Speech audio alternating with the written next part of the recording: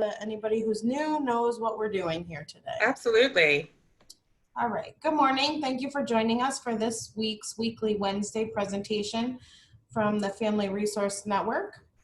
This presentation is being recorded and will be uploaded to the Otsego County Office for the Aging Facebook page and to our county website. I ask that everyone except the presenter and myself keep your videos turned off and that you remain muted unless you have a question. Please feel free to unmute yourself and ask your questions as we move through the presentation, or you can also use the chat feature if you prefer, and I will ask those questions for you. For those who are new to weekly Wednesday presentations, we host a presentation every Wednesday using the same link at 11 a.m. Topics are on various community-based organizations.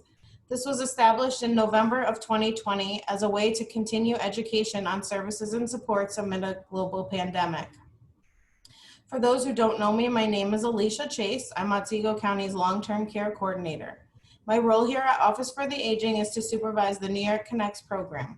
New York Connects is the connection for all long-term services and supports. Although my office is under Office for the Aging, we are unique in that we are able to help anyone of any age who is looking for help navigating the complicated long-term care systems, whether it be aging supports or disability supports. We can assist those who just want information and assistance, need referrals to community-based organizations such as the Department of Social Services, Mental Health Services, SPOA, Catskill Center for Independence, and interagency referrals even to our own Office for the Aging. We can also help people through Social Security. Anybody who needs help with applications, we assist with. Anyone needs help seeking information or admission to adult homes or nursing home placements. If you are unsure if New York Connects can help you or your loved one, please do not hesitate to reach out. We also have a New York Connects partner, Vince Baker, with the Independent Living Center in Oneonta. To those wishing to reach out to me, you can do so by calling Office for the Aging at 547-4232. And at this time, I will turn the program over to Mary for the presentation by the Family Resource Network. Thank you so much, Alicia. So good morning, everyone. You may be wondering why it's important to hear about some services, family services, for families and children in our region. And many joining us today are our elders. There are a surprising number of older parents and grandparents who are natural supports or caregivers for their grandchildren. So we are so happy that we are able to navigate some of those systems with parents of any age or care providers of any age because it takes a village. So I'm going to bravely attempt to share my screen and my presentation. Technology is not always my forte. Okay. All right. Again, my name is Mary Freilich. I am a family peer advocate with the Family Resource Network, and we are located in Oneonta. We are all still working virtually, although prior to the pandemic, we did many home visits, and you may have seen me, scooting around the countryside to meet with families in person. The idea is that we have lived experience and we have navigated different supports and services, including those offered by New York State Connects and Otsego Office for the Aging.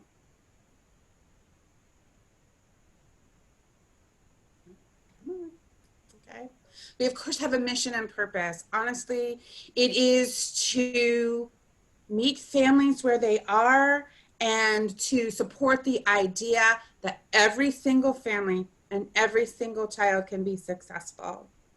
Our mission statement says, as it says here, we are here, individuals with special needs deserve every opportunity to achieve their unique potential. The Family Resource Network was founded by parents for parents to enhance the lives of individuals with special needs and their families, empowering them to lead productive, independent lives within the community. And we want to make our community a better place through education and enlisting the citizens of our communities to bring services to those in need.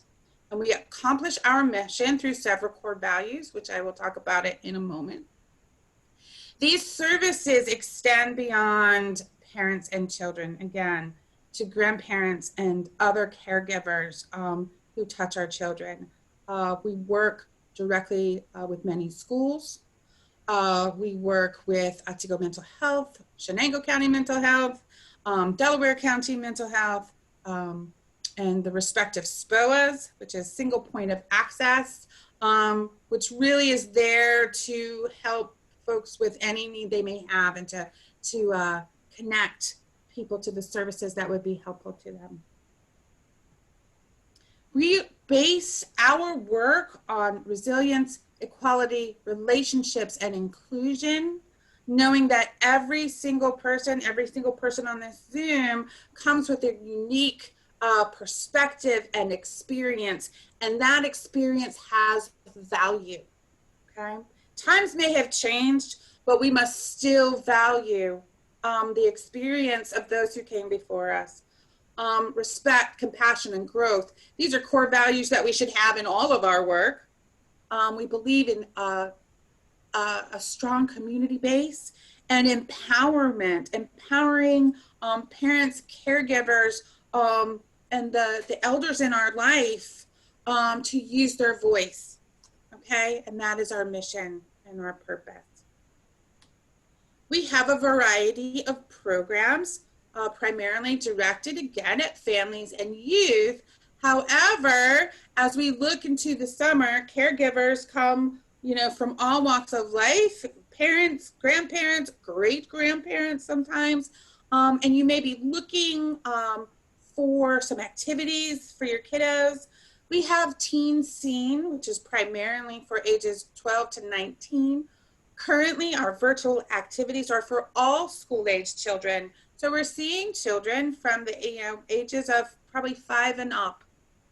Okay, it's a once a month program that allows children of all skill levels to participate. Okay, they have an opportunity to express themselves through activities and projects related to topics such as bullying, conflict resolution, and other issues. We have found during the pandemic that we have been able to draw in more young people and their parents who want to actively participate and enjoy some leadership opportunities, which wasn't always the case when we were, face to face. And maybe young people or parents that don't always have those opportunities in their daily life. We welcome that, and we coach folks to use their voice and share their experience and their skills with a large group of young people. This is a free program. Your young person does not have to be actively participating with a family peer or a youth peer. They do not have to be registered in any kind of other program, whether through their school or mental health or county services. These are programs that are for everyone, regardless of skill level, and it's based really on inclusion of all skill levels and different levels of opportunity. I'm very, very excited about the Teen Scene. Another program that we are currently facilitating is the Nurturing Parenting class. This is a scripted program that was developed by Dr. Babalek. The Nurturing Parenting programs are family-centered, trauma-informed, designed to build nurturing parenting skills, as well as to provide families with the support they need to navigate the parenting journey. And it is quite a journey. Share a little bit for a moment. I'm a new grandma. It is very different being the parent of an adult child and being kind of the peripheral caregiver as a grandparent. Nurturing parenting is for all caregivers, wherever you are in that journey. And it's really designed to meet families' needs, to meet parents' needs, or other caregivers based on their strengths. We talk about our strengths a lot, and we ask you to take a moment and think of your strengths and how you apply that to parenting, or even being, a good neighbor to your neighbor's kids, or just to your community at large. We talk a lot about strengths. We have support group and dragon dates. Again, these are programs where the support group programs are there for everyone in multiple counties, where parents and other caregivers can come together and, sometimes just bounce some ideas off of a peer group. These groups have been especially important during the COVID closures when we could not meet people face to face. These groups provide a safe space for caregivers to connect again with each other and learn from each other, although we do have programming that includes topics like community inclusion, self-care for caregivers, and keeping your loved ones safe, financial resources, and general advocacy. These are subjects that cross generations, from birth to retirement and beyond. These are subjects that sometimes we just don't know enough about. A good place for resources. The support groups currently meet twice a week, once at a morning time and once at an evening time. I believe it's Tuesdays at 10 a.m. and Thursdays at 6. You can find more information about the support groups on our website. Again, these are open to everyone, regardless of if you are a parent, a grandparent, or other caregiver, even a foster parent, perhaps. And you do not need to be registered in any other program. Dragon Dates is a similar program. Dragon Dates is a similar program for individuals who have identified developmental disabilities, maybe your child, a grandchild, your neighbor's child, and they have eligibility through a Medicaid program called OPWDD. And these programs are a little more intense, a little more support, a little more specific information, sometimes for that particular demographic.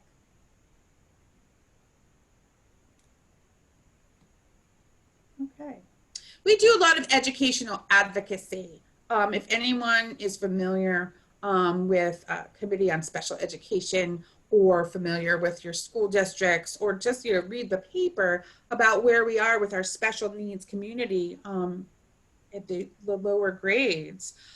We offer direct consultation, intensive advocacy, which means we will go with you, your son, your daughter, whatever caregiver, to those meetings with you, because sometimes that minutia, the detail of the language, can be very disconcerting. And we're there to remind families and school districts that we're all part of the same team. We do a lot of lay advocacy training, focus many times on the autism community. And we do trainings with our our sister organization, Starbridge, which is in the western part of the state. And we offer a lot of training about how to speak at a CSE meeting, to know your rights as a parent, caregiver, or a grandparent, or other family member who may be responsible for a young person. Okay, and then we lend support to other community groups as well. Again, parent trainings. Our parent trainings extend beyond the nurturing parenting. This is what I was talking about. We have an annual autism conference series during these kind of pandemic times. These are all virtual conferences that cover a lot of different topics, from navigating school, the healthcare system, mental health. We did a really fabulous training with a therapist from New York City about our adult children with developmental needs and their sexuality. Really important information to learn from and to share. And these are continuous. I would suggest, if you are interested or know someone who might be interested, definitely take a look at our website, which is at the familyresourcenetwork.org. We also work very intimately with what's called systems of care. These are teams built around high-risk youth in our community, schools in Otsego County.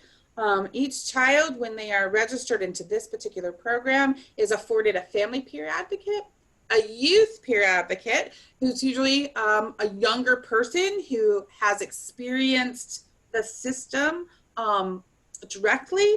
And it also provides a therapeutic provider, a therapist, counselor, something of that nature. And they work together as a team. And we work directly with the families and the schools on this project. And it's very effective to keeping kids in school and moving forward in a positive way.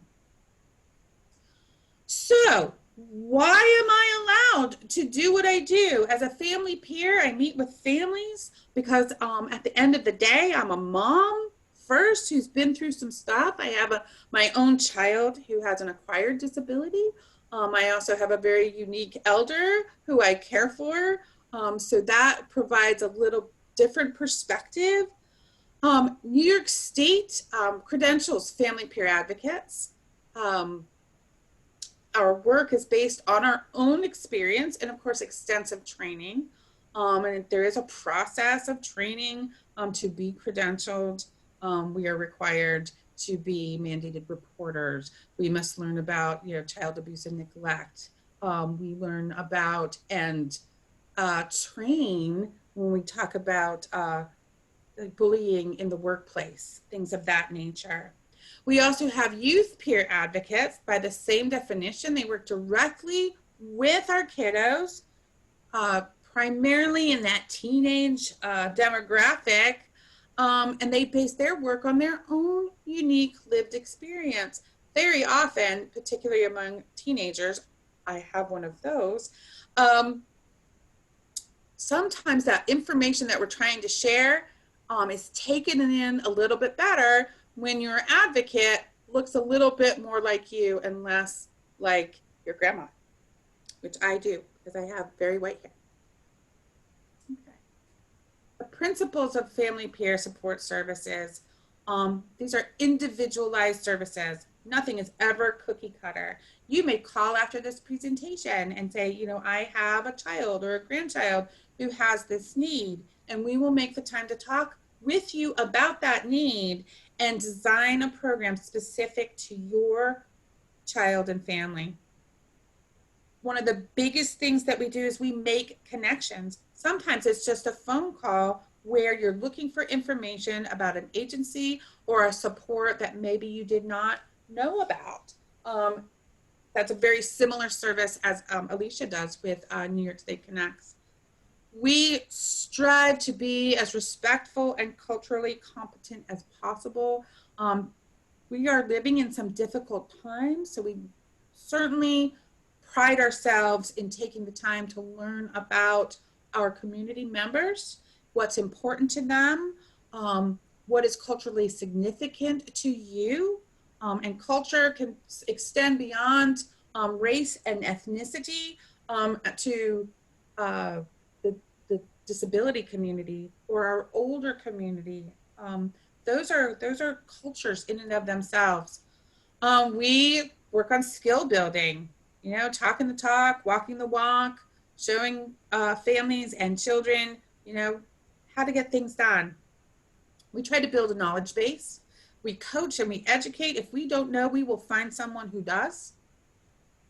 We certainly try to be engaging. Sometimes we're a little persistent, but sometimes that's what you may need is if you don't feel like picking up the phone, the first, second, or third time, we're going to call a fourth time. And maybe that time you're going to go, yeah, I need a little extra help. We work towards solutions. We never want to spin our wheels just to have an appointment. We want successful outcomes for our children, our parents, our grandparents, and honestly, our entire community. We want success. We focus again on those solutions and outcomes. Sometimes I find that I am learning every single time I do a presentation. Every single time I touch on another agency, I'm also bringing back information. So we encourage that. We encourage that with all the families that we touch, that you never stop learning. That might be that my educator husband whispering in my ear, but we never stop learning. Family peer support services work like this. You may have a question. You may just call the agency. You may type onto our internet page or our Facebook page with a question. Someone will reach back out to you, and I know this for certain because that's what I do. Someone will reach back out to you and share the information that we have and try to garner, what information you may need. We engage families and our community, and we're working from day one to bridge and transition support so our families don't need us. We really always, our goal is to work ourselves out of a job. Self-advocacy, self-belief, and empowerment. I believe I said that before. You are the most knowledgeable about yourself and your family, regardless of where you are in your journey, life journey, educational journey. You are the expert. Sometimes you just need a little extra support to pull out that expertise, and that's what we do. Community and natural supports. That is something over and over. If you are an elder in your family, very often families rely on other caregivers, friends, neighbors, grandparents, aunts, and uncles. So we try to make that a healthy connection, and we work towards making additional community connections so families, caregivers, and those natural supports aren't overwhelmed when they have to support each other. Parent skill development, as I said, that's a big part of what we do. And parent is kind of a relative term. Caregivers, we're all caregivers, even if we don't have children. And we really believe in promoting family-driven practice. This is something that you may have heard in your doctor's office, I hope. It's something that we encourage among families, parents, grandparents, and each other. Really making an effort to do what is best for each individual and their family. Some commonly used terms, because we hate lingo, and letters. That's why SPOA, it took me years to figure out what is SPOA. So some vocabulary here. Advocacy, what does that mean? It's constructive, collaborative work on behalf of families to assist them to obtain needed services and supports to promote positive outcomes. It also means that you have a voice and a choice, always, regardless of who you are, where you are, what your economic demographic is. Advocacy is key to successful outcomes. Service provider, that's something you may hear more and more. You may see it on your insurance bill. A service provider refers to any of us that have a professional role, whether it's a doctor, a family nurse practitioner, your school nurse, maybe the traveling nurse who comes to your house once a year from your insurance company, or someone like me who's a family peer service provider. Service providers, definitely a term that many of us have heard. Natural supports, I believe I said that a few times prior. It's not always a term you hear. Natural supports is defined here as individuals and resources a family can access naturally, independent from their formal supports, meaning those people who get paid to support a family, whether they're a teacher, an aide, a therapist. Natural supports can be anyone, the elders in our family, grandparents, aunts, uncles. Believe it or not, the person who maybe you go to the Stagecoach right there in Cooperstown, the person who makes your coffee, to me, that is a natural support. I get a cup of coffee and a smile, and that has, kind of supported me ever so briefly to move forward in a positive way. Outreach and information, I shared a little bit about that. We want everyone to be able to make informed decisions. Our goal is to provide the information so families, parents, grandparents, and other caregivers can come to a decision on their own. But we will be happy to explore options and educational materials and educational opportunities with you. Sorry, I actually went through all of this because I like to talk a lot. So Choices, this is one of our programs. It stands for Collaborative Hub of Integrated Community Empowerment Services. This connects families to resources like preschool in your district if they offer it, Head Start, early intervention services, and other child-serving agencies.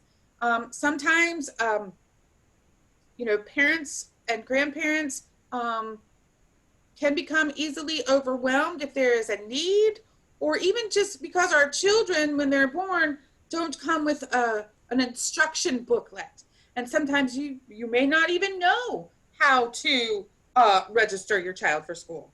I know way back that was a challenge for me when I was a brand new mom. So things of that nature, Choices is the program that helps families navigate all of those systems and find appropriate educational opportunities, healthcare, and mental health care for under 5 kiddos.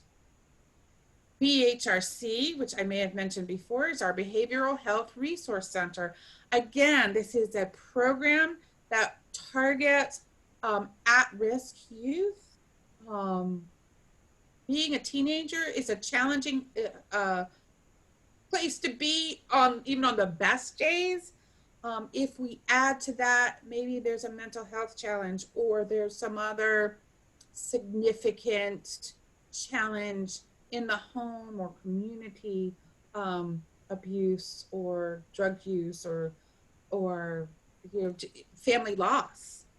Any of those things can certainly impact our teenagers more than we might think and more than they might let on.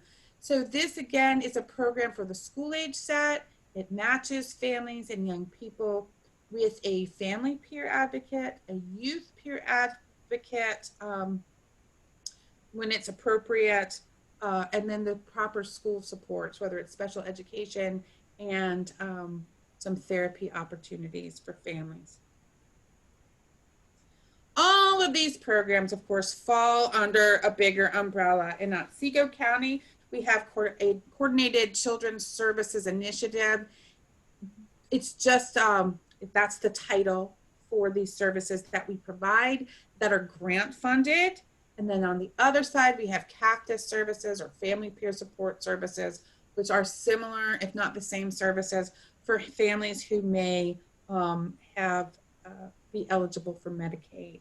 And the important thing to take away from this is that these services are available to everyone, regardless of your economic status. And I feel like perhaps I talked really, really fast, Alicia. So what I'm going to do is stop sharing my screen. And then if anyone has some questions, I'm happy to answer some questions or share more information. You'll see our website right here at the bottom of the page.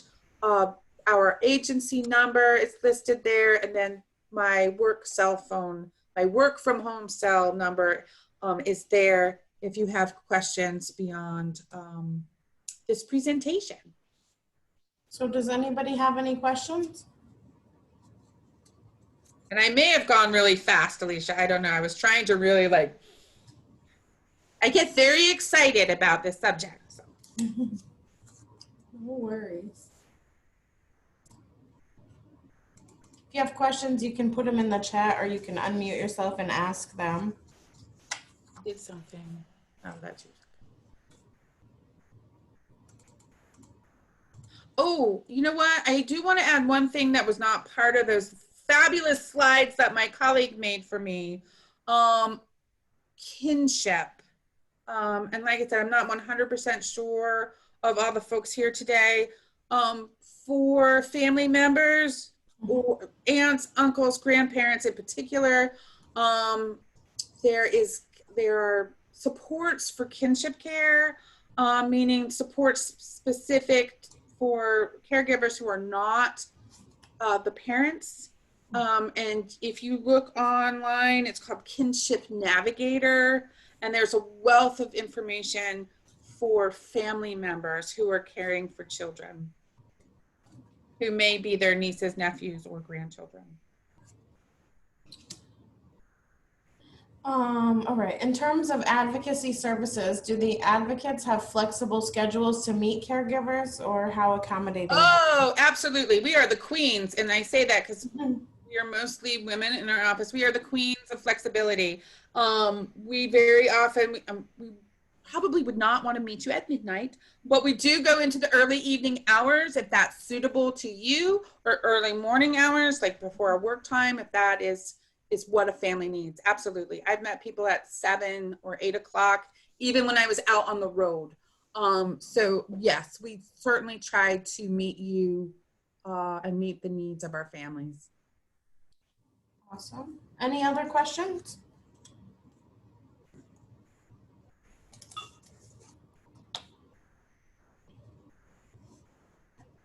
Wow, this is a quiet group today.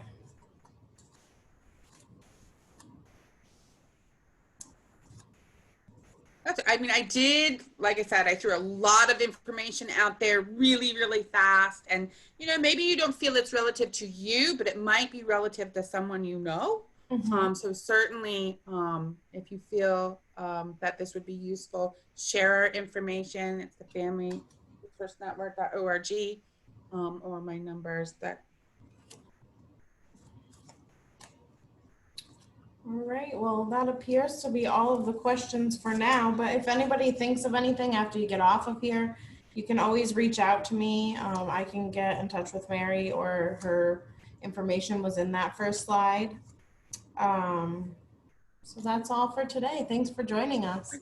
And Alicia, I just want to again, kudos to you for implementing these programs. I am personally take advantage of this with my elder. The program where you kind of have hooked up some phone friends, invaluable. Thank you for doing all that you do. I appreciate it. You're welcome. Thank you. All right. Thank you, everyone. Have a great day.